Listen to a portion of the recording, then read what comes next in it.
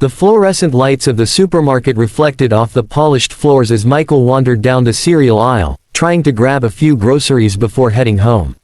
He had been working late all week, and this was his first real day off. All he wanted was some peace, a quiet Saturday, and maybe a decent cup of coffee. He didn't hear her at first. A soft, confident voice came from behind, slicing through the hum of the refrigerators. Michael. He froze, his hand tightening around the shopping cart. He turned slowly, and there she was, Victoria Hayes, his CEO. One of the youngest and most powerful female executives in the country, known for her sharp mind, commanding presence, and no-nonsense reputation. She was standing there, impeccably dressed even on a casual Saturday, and her eyes locked onto his with an intensity that made his heart skip a beat. "Ms. Hayes," he said, almost whispering, surprised to see her here. She tilted her head slightly, a faint, knowing smile tugging at her lips. "I didn't expect to run into you here. I just came to pick up a few things," he stammered, feeling his face heat up. She stepped closer, her gaze steady. "I see. You didn't expect your CEO to be wandering the aisles, did you?" He shook his head. "Not exactly." Her expression shifted, softening slightly, yet still carrying the authority that could make any boardroom go silent. "Michael, I need to talk to you.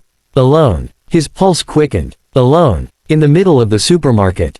His mind raced with possibilities. Did he make a mistake at work?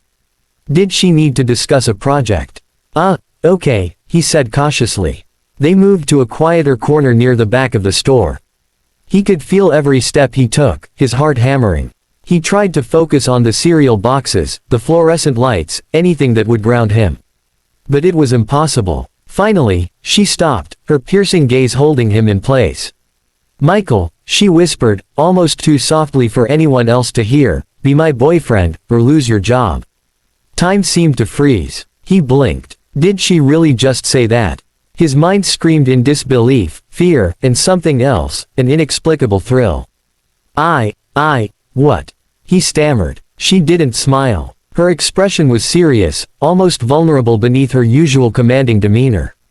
"I'm serious. This isn't a joke. You can either agree, or the position you've worked so hard for will no longer be yours."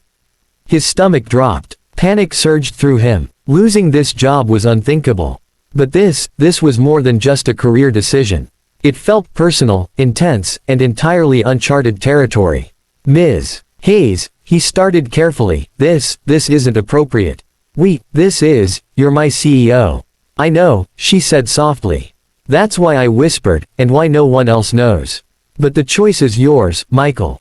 Consider it carefully." He felt trapped. Every logical thought argued against agreeing, yet there was something magnetic about her presence. The calm authority, the quiet vulnerability, the fact that she had chosen this moment to reveal her feelings, it was overwhelming. I need time," he finally said, his voice barely steady. She nodded, her gaze softening, a faint smile returning. "Fair. But not too long. I'll be waiting." Then she walked away, disappearing among the aisles, leaving him shaken, confused, and, oddly exhilarated. Over the next few days, Michael could hardly concentrate. Every glance from her in the office, every email, every meeting felt charged with unspoken words. He found himself analyzing every interaction, wondering if she was watching him, testing him, or hoping for a response. One afternoon, she approached him quietly in the office, just as the cleaning crew was leaving. "You've been thinking about that choice, haven't you?" she asked, leaning casually against the doorframe, her eyes intense. "Yes," he admitted. "Good," she said, her voice softer now. "Some decisions, only you can make. But you should know, whatever you decide, I'll respect it." Mostly, he asked, a nervous laugh escaping. She shrugged, that infuriatingly confident shrug he had seen in meetings countless times. "I'm human, Michael." Weeks passed. Their interactions became subtler, more personal. Small conversations by the coffee machine, casual greetings in hallways, brief exchanges that left him heart racing.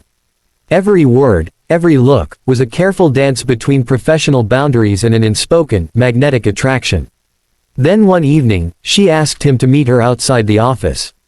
Under the soft glow of streetlights, in the quiet parking lot, she took his hand, looked into his eyes, and whispered, "Are you ready?" His heart pounded. He knew whatever he said next would change everything. With a deep breath, he nodded. That night, he realized that some choices, terrifying, complicated, impossible, were worth taking. Some encounters, like that one in the supermarket, didn't knock politely. They whispered in your ear, demanding attention, altering your life forever. Because sometimes, the line between fear and excitement, between professional and personal, between respect and desire, is thinner than you think. And stepping across it can change everything.